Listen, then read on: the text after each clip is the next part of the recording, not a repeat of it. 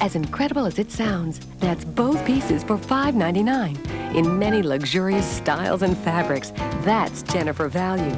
With so much seating comfort, you'd never believe it's a sofa bed. So why buy an ordinary living room when you can buy a Jennifer living room? Jennifer Convertibles, America's largest sofa bed specialist. With a Jennifer sofa bed, there's always a place to stay. You're watching WCVB TV, New England's television news leader.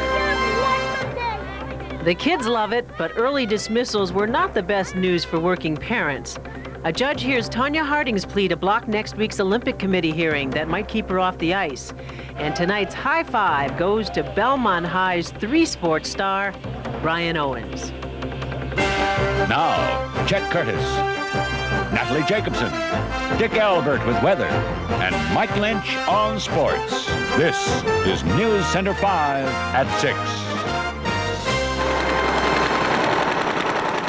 Tonight, the drifts just keep on growing. After a 36-hour reprieve, Old Man Winter put his snow machine in high gear, turning highways into parking lots, once again, making this winter of '94 a season to remember.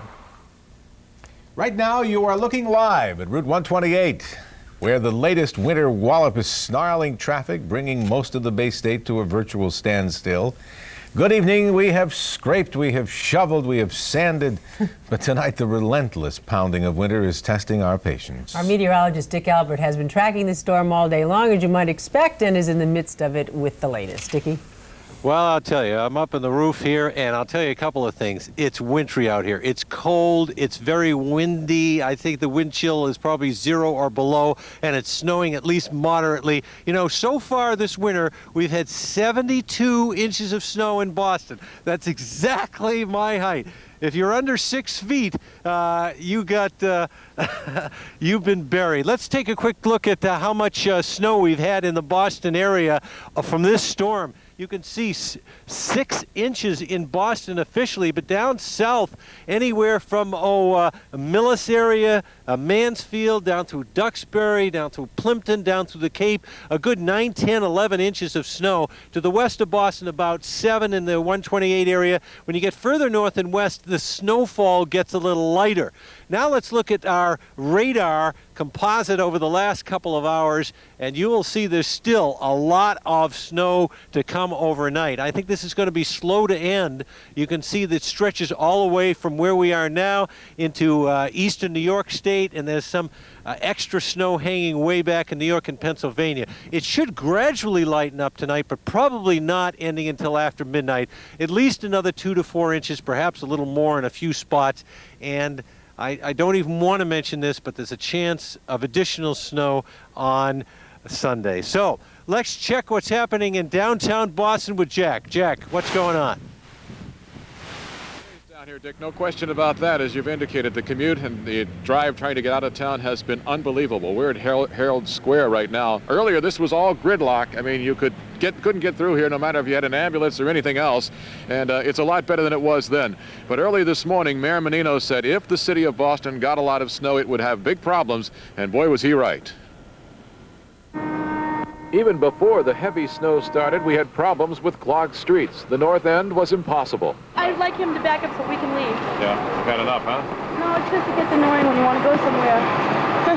When you're stuck here on the street, he's going to be there a long time. They don't seem to understand the plight of the truck driver either. They like their pizza, they like their bread, but they have to realize too that it's not flown in.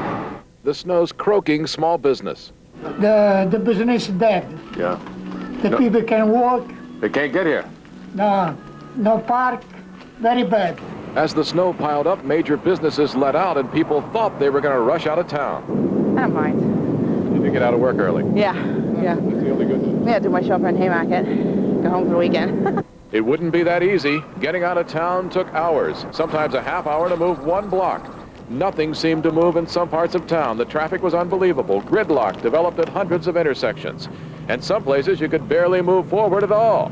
So we had to get away from it. A little bit of wind going left to right. Believe it or not, the Golf Expo is at the World Trade Center this week. A chance for many of the dreamers to escape. Great golf shoes, great outfit, but it still goes in. Might look like fun making this putt, but it turns out it's one of the dumbest ideas I ever had, driving all the way over here.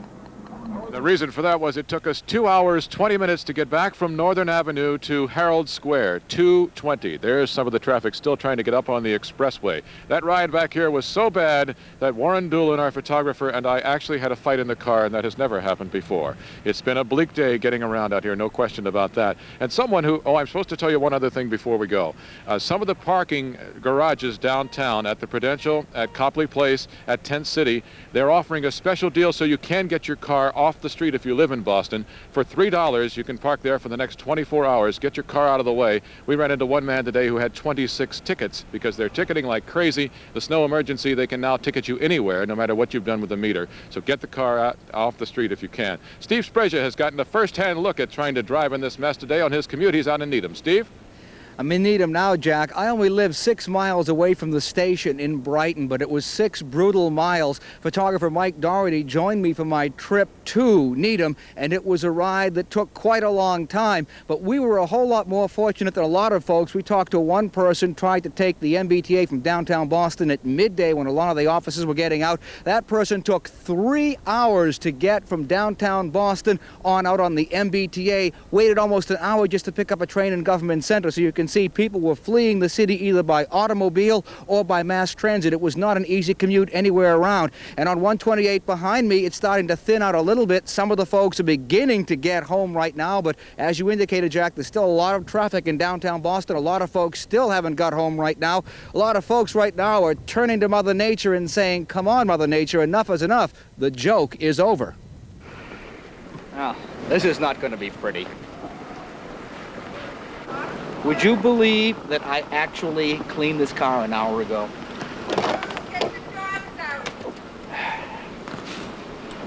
Fortunately, the shovel's in the front seat.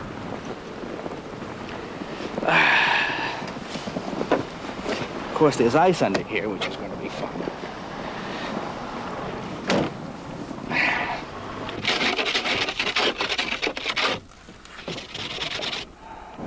Let's see how long it takes. We'll set the stopwatch. It's normally a 10-minute trip. We'll see how long it really is.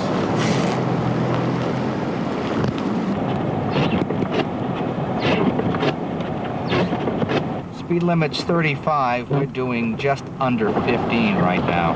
I'm very lucky we're doing that. 37 minutes in, we're going under 128, which isn't moving at all above us. 40 minutes for what should be a 10-minute trip, and that was by the back roads. We were luckier than most. A lot of people have been sitting on the highways for hours and hours. They won't even see this because they'll still be trying to get home. If you're waiting on someone right now to find out when they're going to get home, let's get an overview right now from Smart Routes headquarters. Jeff Larson, who's going to be late tonight? Everybody's going to be late, Steve. It is a horrendous commute out there, but we're seeing some easing. The rush hour began early, and things are starting to improve in downtown Boston. Now we're passing horror stories along. We'll tell you about a couple ourselves. Quick look at our camera from Mass General Hospital. There's been a breakdown sitting right here at Leverett Circle for about 2.5 hours. He's been blocking up traffic, although you can see it's stopped up after him as well. It's all the way back to Kenmore Square, although this is starting to break on free as well. As you can see, a little running room starting to become evident. The westbound side of Storrow Drive actually in fairly good shape. Here's another horror story for you in case you're interested. We just spoke to one of our Logan Express buses from Braintree. He told us the 1:30 bus from Logan Airport trying to get down to Braintree has not yet arrived. 4.5 hours later, it is going to be a very difficult commute, but things are gradually starting to improve. Obviously, state police are reporting or asking that if you do not have to drive this evening, to please stay off the roadways. It is going to be difficult driving throughout the night. Still very slippery, and now we're getting reports of black ice as well. In the Smart Routes Traffic Information Center, I'm Jeff Larson, News Center 5. Natalie? All right, Jeff, and don't plan on heading out to the mall tonight. Most major malls in the greater Boston area are closed because of the storm.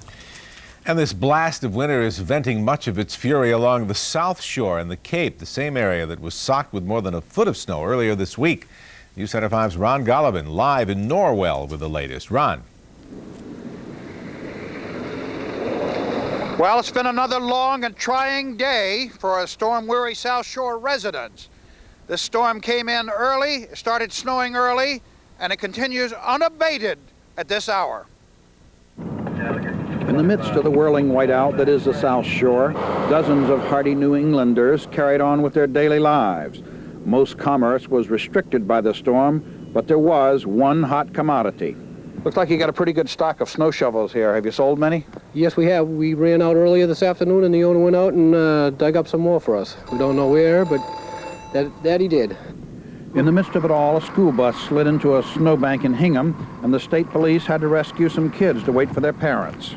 We got a code 16 southbound of Route 3, just south of Route 18. It's where we get in your usual snowstorm. People sliding off the roadways, minor accidents.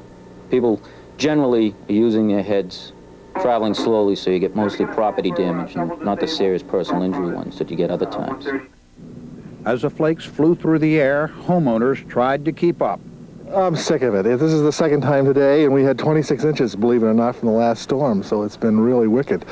But fortunately it's light, so this little thing will handle it. But as you can see, this was pretty much bare ground before the storm started, and it's up to here. So if I hadn't kept ahead of it, I guess I'd never get out of the house. But anyway, it's pretty miserable out there, so stay home.